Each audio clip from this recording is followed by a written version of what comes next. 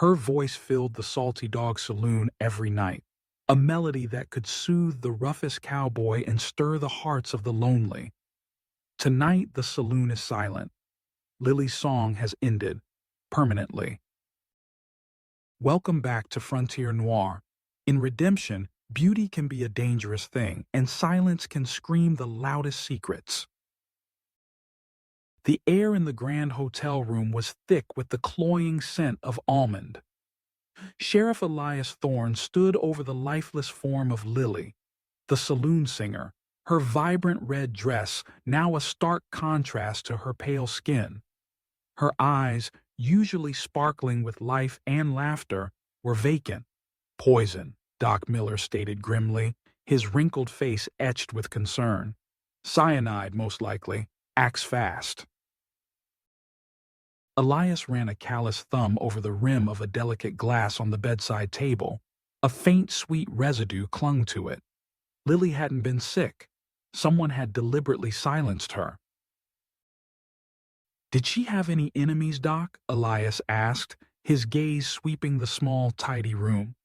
Lily's possessions were few but carefully arranged, except for one glaring absence. Enemies? Lily was loved by half the men in this town, Doc chuckled humorlessly. The other half were probably jealous, but enough to kill? He shook his head. But Elias knew that love and jealousy could be two sides of the same poison coin. His eyes fell on the empty space on the small wooden nightstand. There was a faint outline, a dust-free rectangle, indicating something had been there recently, something the size of a book. She always carried a journal, Maggie, the saloon owner, said quietly, her voice thick with grief. She stood in the doorway, her usually boisterous demeanor subdued. A small, leather-bound thing. She wrote in it every night. The journal. Lily, who heard all the whispers and secrets exchanged over whiskey and cards in the Salty Dog, had documented them. That journal could hold the key, not just to her murder, but perhaps to the death of Silas Kane as well. Had Lily learned something about the stranger's demise? Had she confided in her diary? Elias questioned the other guests at the Grand Hotel, the nervous clerk, and the regulars at the saloon. Each conversation was a dead end, shrouded in grief or suspicion.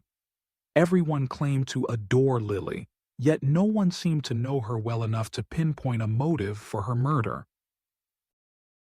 Later that evening, Elias found Maggie meticulously cleaning Lily's usual spot behind the bar. Her eyes were red-rimmed, but her hands worked with a determined energy. "Maggie," Elias began gently, "did Lily ever mention anything unusual? Anything that might have worried her?" Maggie paused, a wet rag clutched in her hand. She looked up at Elias, her gaze distant. "She was worried lately," she admitted, her voice barely a whisper. "Said she'd overheard some men talking. Something about the mine.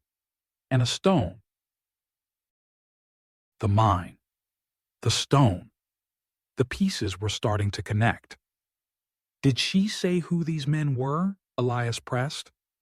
Maggie hesitated, her eyes darting around the empty saloon as if the very walls had ears.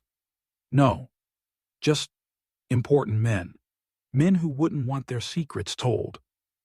That night, Elias sat in his office, the missing journal weighing heavily on his mind. Lily had been silenced, but her words, her observations, might still be out there. Someone in Redemption had wanted her quiet, permanently. And that someone was likely connected to the secret Silas Kane had stumbled upon.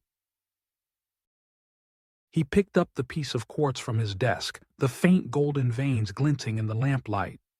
2 deaths in as many days, both connected to a stranger, a mine, and now a missing diary. The peaceful facade of Redemption was cracking, revealing the dark and dangerous underbelly beneath. The bell tower, the hotel room, the saloon. Each location now a silent testament to the secrets festering in this town. And Sheriff Thorne knew, with a grim certainty, that the song of death had only just begun to play in redemption. Lily's voice may be silent, but her story is not over. What secrets did her missing journal contain? Subscribe to Frontier Noir and ring the bell to follow Sheriff Thorne as he delves deeper into the mysteries of redemption. The truth has a melody of its own,